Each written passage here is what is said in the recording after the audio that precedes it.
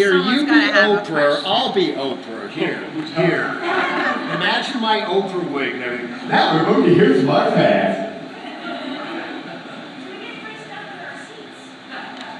Free stuff? No, you ain't get that from Oprah. I know, I've been there. At the end of the day, it is a kind of pop music, and so did you have any expectations of commercial success, and was there any disappointment that it would not break through until Nirvana? Not for Spitboy. Feminists all the way, that was never going to happen. Spitboy knew that was never going to happen. We were too feminist, too loud, too angry, too much hair under our arms. That was never going to happen for us. Well, we did have commercial success very quickly. Chart records, and there was precedent for that because there was already iconic punk bands that already had hit records. Let's not forget that Anarchy in the UK was #1 in the charts. So we did have commercial success, but I think I was more enamoured about having the infrastructure to have artistic success, and I mean that from the bottom of my heart. It wasn't the fact of being plastered over newspapers and doing top of the pops so many times. It was building an infrastructure where I could write songs and play the guitar and go on tour and get paid for it. That was more my objective. Well, it's really hard to know what would have happened with the Avengers had we not broken up in '79, June of '79. We were together 2 years. We had a lot of songs that never got recorded, and the records that we had didn't come out until after we broke up, so most people heard about us from the Pink Album, which came out in '83, '84, and we'd already been broken up for years with, so it's just a mystery what would have happened. And at that time, I completely just moved on to working with some crazy people in Los Angeles, the Screamers and Renee Dollar and a bunch of really nutty people. But it's hard to know. It's really hard to know what would have happened. I don't think anybody thinks about things like that. I mean, for us, the kind of music we were making was just a desperate battle for survival, and it kind of still is. The last 3 weeks around America was really desperate battle for survival. If you actually manage to get a homeless home, that'd be like a victory, that'd be our commercial success. And you'll find a way back to England. Yeah.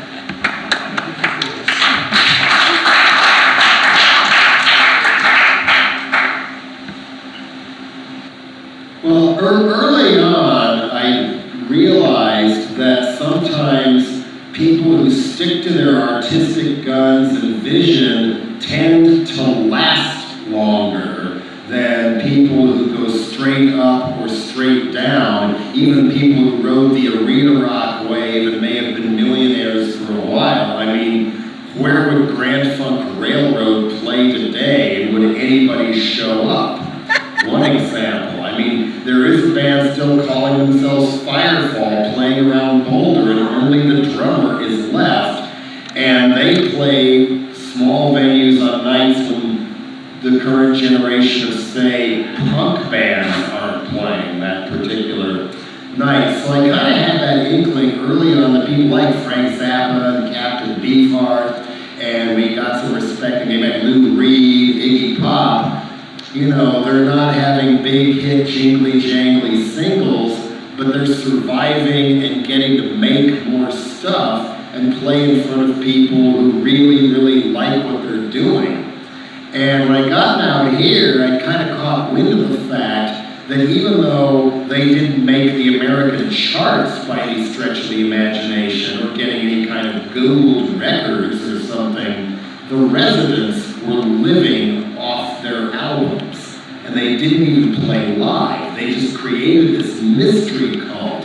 And then it turned out Chrome was the same way. There were only 2 of them putting out these super weird and, you know, attractively weird package records, and they were actually able to pay their rent and stuff. Although granted, rent was a little cheaper back then. But you get my point. So I was always of the mind that, first my Walter Mitty ambition when I got to San Francisco was, if I get, the chronic record collector vinyl junkie, my one addiction in life, can actually put out a single that's got my name on it. I would love to do that. And that was my big Walter Mitty ambition. And the other one was to be interviewed in Search and Destroy, which was a great inspirational read. You can open it to any page and learn something and or laugh and get your brain spinning. To this day, best punk zine ever, to this day, was Search and Destroy.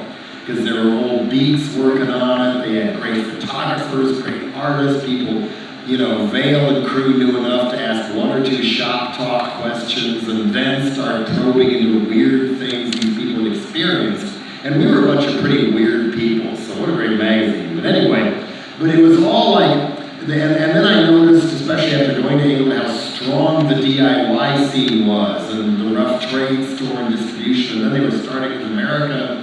I thought, this is the way to go. And by then, by some fluke stroke of luck, that I guess Tony Kinman never forgave me for, California Uber Alice took off and even got released in England. And even though Dead Kennedys wasn't necessarily the best band from around here, or even the most popular, suddenly we got heard. And I was thinking, we may be able to make another single. And if we really kind of try to play our cards right, we might even one day be able to make an album. And by the time we finally did, we had enough songs like we may even get to make more. So let's do the old songs on this one, put the other ones we're working on the next one, blah, blah, blah. I'm very, very grateful for that. And that anybody got interested in it, let alone stays interested in Dead Kennedys or anything I'm doing to this day. It was a great privilege to somehow be able to pay my bills over my big mouth and bad attitude. But that's, so it was always, and now we've got, there's always going to be more independent labels, and now people even put stuff up on Bandcamp and whatever else.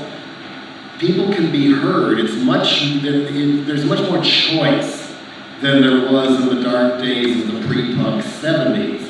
And in some ways, with underground zines, I think the biggest contribution punk may have made as a culture wasn't even to music, but to media.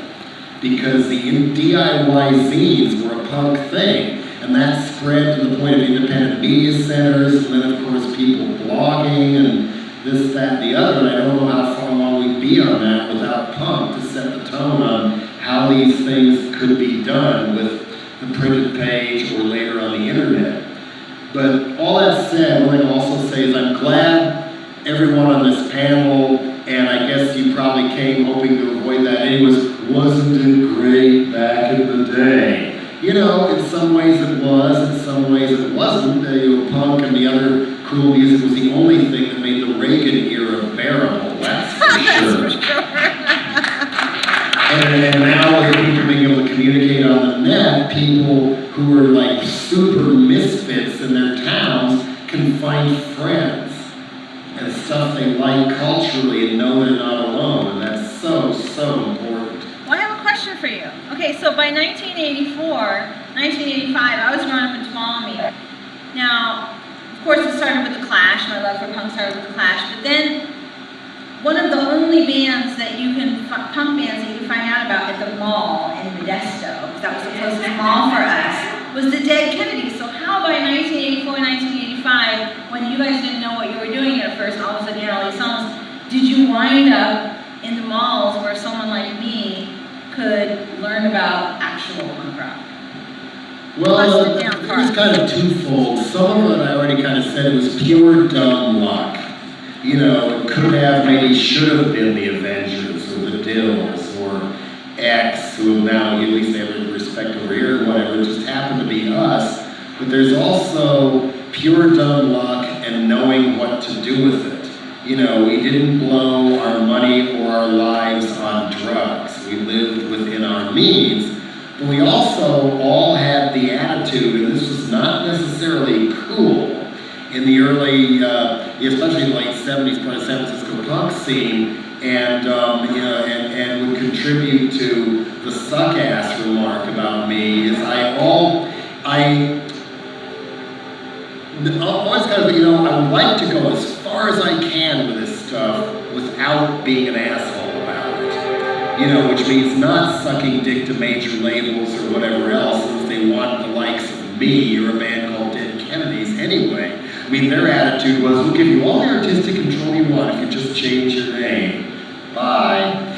So it was just, I was not opposed to or afraid of trying to get our stuff in places where otherwise all people had access to was Saturday Night Fever and Led Zeppelin and the Eagles. I came from that environment. I knew how important it was and how cool it was to blunder into a record in a store whose cover was so obnoxious. I immediately wanted to look and see what was making me laugh so hard or whatever, and then bring it home and listen to it. I knew, because I've always been, you know, my own art director too, so I'm very conscious of wanting people to like, what the hell is this type stuff. And so the pure dumb luck one meant that somehow we did get into some of these malls, and by 1984, that was not because of major labels or even the more corporate distributors who kind of acted like them.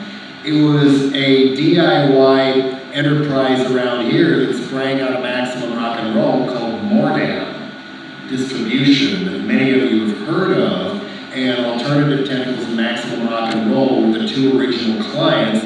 And then there were more and more. The Lookout was there, and New Red Archives, Nicky's label was part of it. Frank Kozik and Man's Ruin was part of it at one point. And the more stuff like that Mordam had that the stores wanted to fill some bins, you know, it was better for even the smaller bands because you forget to pay on a Spitboy single, then you're not going to get any more Dead Kennedys albums. And that multiplied 1,000-fold when Lookout had Green Day and everything like that. So, and then ironically, who then would brand me Public Enemy sellout #1 for wanting my stuff stocked in those chain stores just so people had access to it, but Tim Yohannan and Maximum Rock and Roll. And that turned into quite an ugly blood feud after a while. You know, I get my knee smashed for being a sellout, and a year later I get sued by my ex-band members for not selling out, because they were angry. We weren't on a major label all these years, etc. That's for another time. Anyway, I should give up the mic. It looks like... Give it to Steven.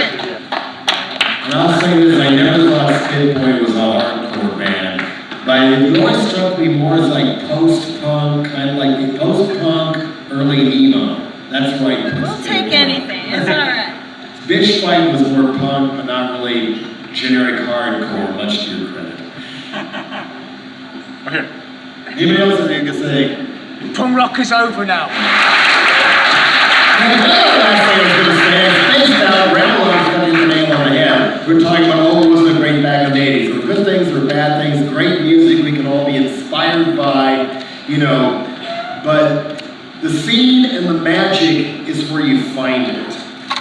So it's always alive. There's always going to be new, cool things. You know, when I saw Ivy for the first time at Gilman Street, I realized immediately this is going to mean as much to these younger people as the Avengers and seeing the Ramones in '77 did to me. And that's just one generation. There's several more. Magic, scenes, whatever, they're where you find it. If you think something's gone stale, just dig deeper and find another one. He'll be there. He'll be there.